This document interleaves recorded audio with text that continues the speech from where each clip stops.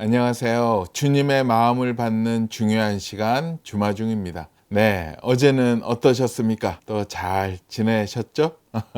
이런 말 혼자서 자조적으로 많이 하는 것 같아요. 아이고, 여진구 언제 철들래? 언제 철들래? 뭔가 하나님한테 제대로 하지 못했고 하나님께 부끄러웠던 일을 했을 때 항상 그런 말로 저 자신을 탓했던 기억이 있습니다. 우리는 하나님 나라에서의 철듦으로 하나님 앞에 또 한 발 한 발 더 나아가면 좋을 것 같네요. 오늘 나눌 말씀은요, 베드로전서 1장 22절 말씀입니다. 너희가 진리를 순종함으로 너희 영혼을 깨끗하게 하여 거짓이 없이 형제를 사랑하기에 이르렀으니 마음으로 뜨겁게 서로 사랑하라. 아멘, 아멘. 한 번 더 보겠습니다. 너희가 진리를 순종함으로 너희 영혼을 깨끗하게 하여 거짓이 없이 형제를 사랑하기에 이르렀으니 마음으로 뜨겁게 서로 사랑하라. 아멘, 아멘. 쉬운 성경 버전입니다. 여러분은 진리에 순종하여 자신을 깨끗하게 하였고 진심으로 형제를 사랑할 수 있는 마음을 갖게 되었으니 이제는 온 마음으로 서로 깊이 사랑하십시오. 아멘. 네, 이번에는 새번역 버전입니다. 여러분은 진리에 순종함으로 영혼을 정결하게 하여서 꾸밈 없이 서로 사랑하기에 이르렀으니 순결한 마음으로 서로 뜨겁게 사랑하십시오. 아멘, 아멘. 또 이 말씀과 맞는 좋은 책이 있어서 나누겠습니다. 이분은 교계에서 처음으로 책을 내는 분이신데요. 요즘에 젊은 세대들에게 굉장히 핫한 목사님으로 통하고 있고 또 많은 곳에서 은혜를 나누어 주고 계십니다. 임형규 목사님이십니다. 서울 라이트하우스 서울숲 교회를 담임 목회하고 계시고요. 젊은 세대들뿐 아니라 또 깨어있는 우리 많은 성도들에게 좋은 영향력을 끼치시는 목사님이신데요. 이번에 저희한테서 새로운 책이 나왔습니다. 책 제목은 대체 왜 나를 사랑하세요? 대체 왜 나를 사랑하세요? 저도 이 질문을 참 많이 했어요. 그런 의문점이 있는 분들은 이 책을 보시면 속 시원하게 그 이유를 말씀해 주실 것이라고 생각이 듭니다. 이 책의 좋은 글 가운데 나눌 글의 제목은요, 철든 사람이 되는 유일한 방법. 철이 들 때 다른 사람의 근심이 보인다. 사랑하면 눈에 콩깍지가 씌었다고 하지만 아니다. 봐야 할 것이 제대로 보이는 것이다. 사랑이 없으면 안 보이던 것들이 사랑해서 보이는 것이다. 다른 사람이 보이기 시작하고 아쉬운 눈빛을 읽기 시작하고 다가가 손을 내밀기 시작한다. 철이 든다는 말에서 철은 계절을 말한다. 우리나라는 4계절 중 한 철에만 결실이 있다. 철이 들었다라는 것은 결실이 계절이 왔다는 것이다. 하나님의 사랑으로 철이 들고 다른 사람이 보이기 시작하면 비로소 열매가 맺히게 된다. 그런데 철이 없는 사람이 있다. 우리는 그를 철부지라고 부른다. 성경에서 철부지하면 떠오르는 사람이 있다. 바로 요셉이다. 성경이 말하는 요셉에 대한 첫 번째 기록은 이것이다. 야곱의 족보는 이러하니라. 요셉이 17세의 소년으로서 그의 형들과 함께 양을 칠 때에 그의 아버지의 아내들 빌하와 실바의 아들들과 더불어 함께 있었더니 그가 그들의 잘못을 아버지에게 말하더라. 창세기 37장 2절 말씀. 성경이 기록하는 17세 요셉은 고자질쟁이였다. 그 눈치 없는 고자질쟁이가 어느 날 형들에게 자기가 꾼 꿈 이야기를 하는데 그 꿈의 내용은 형들과 아버지가 자신에게 절한다는 것이었다. 이 이야기를 들으면서 형들의 표정이 얼마나 이그러졌겠는가. 그러나 요셉은 눈치가 없다. 철이 없기 때문이다. 철이 없으면 자기만 보인다. 상대의 표정이 보이지 않는다. 상대가 어떤 상황이 있는지 어떤 마음일지 헤아리지 못한다. 나만 보인다. 철이 없는 사람은 나만 보인다. 잘 되면 잘 되는 나만 보인다. 반대로 힘들면 힘든 나만 보인다. 그러니까 혼자서 색동옷을 입고 해맑은 표정으로 거적대기 입고 양치는 형들에게 갈 수 있는 것이다. 요셉에게는 형들이 안 보인다.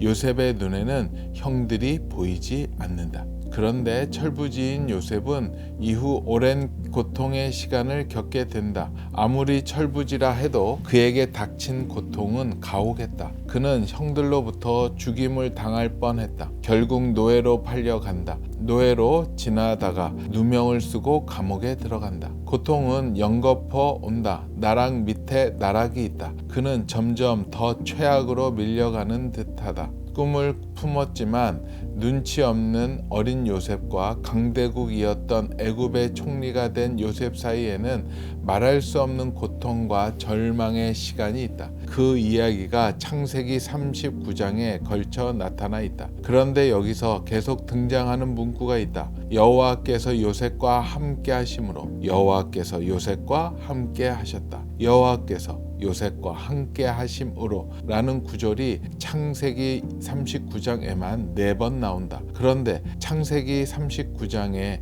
무슨 내용이 있는가?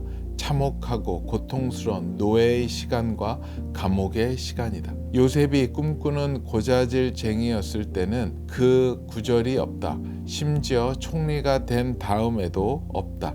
고통과 상실의 시간 속에서 하나님께서 요셉과 함께 하신다. 요셉은 정말이지 하나님밖에 없다. 하나님께서 요셉이 노예일 때 지키시고 붙드셨다. 넘어질 때 일으키셨다. 마음을 만지고 위로하셨다. 그의 눈물을 닦아 주셨다. 아무도 사랑해 주지 않는 죄수 요셉을 하나님이 사랑하셨다. 고통과 하나님의 사랑에서 요셉은 철들기 시작했다. 고통만 있으면 사람은 삐뚤어진다. 반면 사랑만 있으면 철부지가 된다. 그러나 고통 속에서 함께 하시는 하나님의 사랑이 우리를 철들게 한다. 고통 속에서 함께 하시는 사랑으로 인해 우리는 그 마음을 읽어내는 성숙한 자녀가 되어간다. 하나님의 사랑이 부어지면 철이 들기 시작한다. 철이 없을 때는 자기 자신만 보였는데 철이 들자 다른 사람의 자아프 즉 근심이 보인다. 예전에 집에 보일러가 고장이 났었다. 우리 교회에서 사경회를 하는 첫날이어서 차를 타고 가던 중 아내가 수리기사님과 통화로 이야기를 나눴다. 수리기사님이 처음에는 별거 아닌 듯 퓨즈 바꾸고 구동기 바꾸면 됩니다 라고 했다. 그런데 두어 시간 후 통화했는데 통화가 길어지고 아내의 표정이 안 좋았다. 퓨즈 바꾸고 구동기 바꿨는데 수리기사님이 나가자마자 보일러가 또 꺼졌다는 것이다. 아내가 다시 전화해서 보일러가 또 나간 것 같다고 말하니까 수리기사님이 버럭 소리를 지르며 나보고 어떡하라는 말이냐며 화를 냈다고 한다. 아내는 수리기사님께 정중히 말했다. 책임을 묻는 게 아니라 저희가 비용을 드릴 테니 다시 와서 봐달라는 거예요. 수리기사님이 머쓱한지 난 다시는 못합니다 라며 재료비를 빼고 돈을 환불해 줬다. 사경회를 마치고 집에 돌아가는데 아내가 내게 말했다. 여보, 돈을 돌려줘야겠어. 나는 왜? 본인이 그렇게 하겠다고 한 거잖아 라고 답했다. 그러자 아까 사경회 때 은혜가 컸거든. 처음에는 너무 기분이 상했는데 은혜 받은 지금은 마음이 바뀌었어. 생각해보니 수리기사님도 집까지 와서 몇 시간씩 수리하다가 안 된 거거든. 아무래도 그분은 또 고장이 났으니까 와서 책임지라는 식의 일들을 많이 당했겠지. 아무래도 내가 한 말을 오해하고 과거의 상처로 반응한 것 같더라고. 그런데 나까지 환불을 받으면 상처가 더 커지겠지. 통화해 보니 나쁜 사람 같지는 않더라고. 그래서 돈을 돌려주려고 라고 답했다. 처음에 아내는 수리기사님의 분노에 상처받았으나 은혜를 통해 치유되었을 뿐만 아니라 한 발 더 나아갈 수 있게 되었다. 사랑은 상대 속에 숨어있는 자아프, 근심을 읽어내게 한다. 예수님은 상처와 분노로 위장된 사람들 속에 숨겨진 자아프를 읽어내신다. 하나님의 사랑이 부어지면 철이 들기 시작한다. 철이 없을 때는 자기 자신만 보였는데 철이 들자 다른 사람의 자아프, 근심이 보인다. 아멘.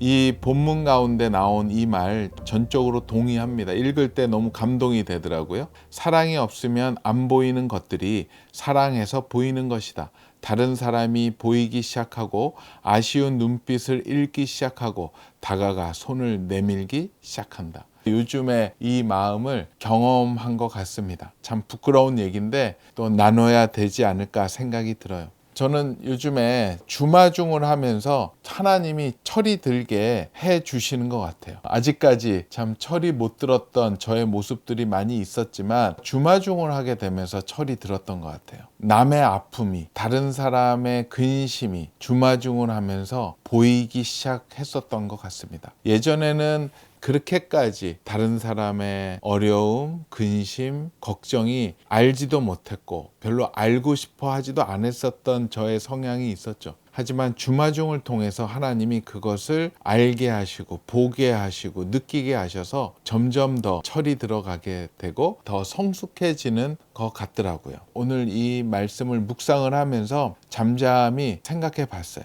주마중 하면서 가장 받는 큰 은혜는 무엇인가 생각을 했는데 한 3-4가지가 생각이 나더라고요. 가장 첫 번째는 24시간 말씀 가운데 주님만을 생각하고 있다라는 거예요. 예전에는 그렇게 하고 싶었지만 못했는데 이제는 안 할 수가 없는 상황이에요. 왜냐하면 이게 말씀의 묵상 없이 또 주님과의 동행 없이 매일매일 이 삶을 나누고 말씀을 나눈다는 것은 도저히 불가능합니다. 그래서 저는 모든 시간을 하나님의 그 말씀에 집중하고 있어요. 조금 다른 생각하고 다른 마음 가지면은요 절대 생각이 안 나요. 그래서 계속 주님만 생각을 해요. 오늘 그 말씀 놓고 묵상을 하고요. 또 그 말씀 묵상 가운데 하나님이 생각나게 하시는 저의 그런 예화나 간증거리들을 또 묵상하게 되고. 근데 이걸 하다 봤더니 저의 간증도 한계가 있죠. 그런데 하나님이 최신 간증으로 계속 버전업 시켜주시고 공급해 주시는 것을 요즘에 많이 느껴요. 24시간 주님만을 생각하고 사람을 만나면 주님 이야기하고 또 하나님만 생각을 하니까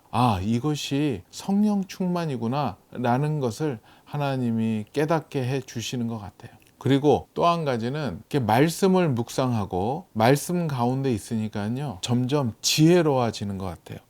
요 친구 너 좀 똘똘해지는 것 같다? 그 똘똘해진다라는 게 하나님 나라에서의 지혜와 똘똘함인데 그것은 뭐냐면 옳고 그름, 해야 될 것과 하지 말아야 될 것, 빠져야 될 것들을 더 명확히 알 수 있게 되는 것 같아요. 하나님이 말씀하시는 것에 대한 순종을 명확히 할 수 있고 하나님이 싫어하시는 것들을 멀리 할 수 있는 그런 지혜로움이 점점 생겨나는 그런 느낌을 받습니다. 그리고 또 한 가지는 우리 주마중을 통해서 규장의 또 많은 책들과 저자분들을 주마중 식구들한테 소개시켜드리고 또 그분들의 책을 나눌 수 있게 돼서 너무 좋죠. 규장 가피풀에 많은 또 유익도 되고 도움도 되고 응원도 되고 있습니다. 하지만 마지막으로 가장 감사한 것 중에 하나는요. 그동안의 관심도 별로 없었고 그렇게 잘 모르고 지냈던 우리 이웃들, 다른 성도들, 믿음의 식구들의 그 아픈 마음, 근심이 보이기 시작한 것 같더라고요.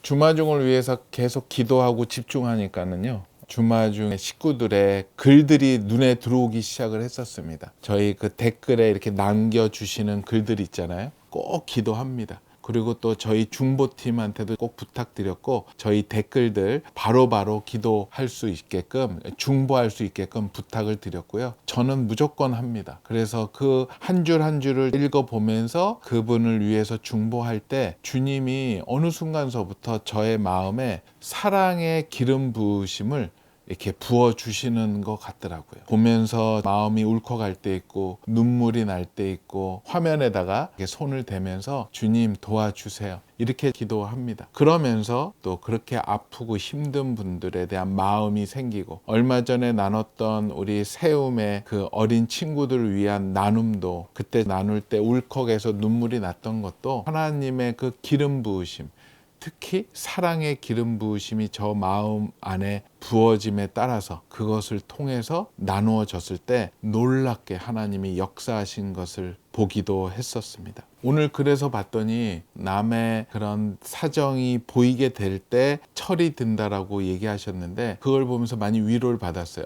내가 조금 철이 들어가는 거구나. 물론 아직 멀었죠. 아직 멀었지만 이제 그 첫 문을 열었습니다. 우리 주마중 식구들은 어떠세요? 이제는 내 옆에 있는 사람으로 눈길을 돌려야 되지 않을까 생각이 듭니다. 그 눈길을 돌릴 때 하나님의 그 마음을 읽어낼 수 있고, 그 어렵고 힘든 사람들에게 찾아가셔서 안아주시고 기도해 주시고 같이 울어주시면 그것만으로도 하나님의 사랑의 실천이 되지 않을까 생각이 듭니다. 어느 날 기도하는데요, 하나님께서 주셨던 마음은 여러 가지, 또 어떤 능력의 기름 부으심, 치유, 축사, 여러 가지의 기름 부으심이 있을 수 있겠지만, 물론 그것도 귀한 거지만 가장 최고의 기름 부으심, 모든 것의 시작이고 모든 것의 마지막의 기름 부으심은 사랑이라는 마음을 주셨던 것 같아요. 사랑이 곧 예수 그리스도 여호와 하나님이시기에 그 사랑의 기름 부으심을 흘려보낼 수 있다면 최고의 인생을 보낼 수 있지 않을까 생각을 합니다. 그 사랑의 기름 부으심이 얼마나 귀하다라는 게 로마서 5장 5절 말씀에 있습니다. 소망이 우리를 부끄럽게 하지 아니함은 우리에게 주신 성령으로 말미암아 하나님의 사랑이 우리 마음에 부은 바 됨이니. 아멘. 성령님을 통하여 우리의 마음 가운데 하나님의 사랑이 부은 바 되는 순간 우리는 철든 성숙된 크리스찬의 모습으로 살 수 있지 않을까 생각이 듭니다. 오늘 본문 가운데 또 좋은 글이 있어서 한 번 더 잠깐 나누겠습니다. 고통만 있으면 사람은 삐뚤어진다. 반면 사랑만 있으면 철부지가 된다. 그러나 고통 속에서 함께 하시는 하나님의 사랑이 우리를 철들게 한다. 고통 속에서 함께 하시는 사랑으로 인해 우리는 주님의 마음을 품고 그 마음을 읽어내는 성숙한 자녀가 되어간다. 하나님의 사랑이 부어지면 철이 들기 시작한다. 철이 없을 때는 자기 자신만 보였는데 철이 들자 다른 사람의 자아프, 즉 근심이 보인다. 아멘. 말씀 한 번 더 보겠습니다.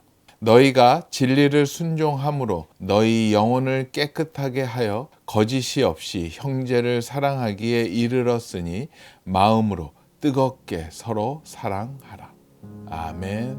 아멘. 같이 기도하겠습니다. 주님 감사합니다. 주님 감사합니다. 주님, 이제까지는 나의 아픔, 나의 것만 보였던 우리의 시선이 이제 주님의 은혜 가운데 들어감으로 인하여 남의 아픔을 보게 허락하여 주시옵소서. 우리 형제 자매들의 마음을 보고 하나님의 동일한 자녀들이기에 우리가 찾아가서 함께 위로하고 함께 울고 함께 격려하는 하나님의 귀한 자녀들 되게 허락하여 주시옵소서. 감사하오며 거룩하신 예수 그리스도 이름으로 기도합니다. 아멘.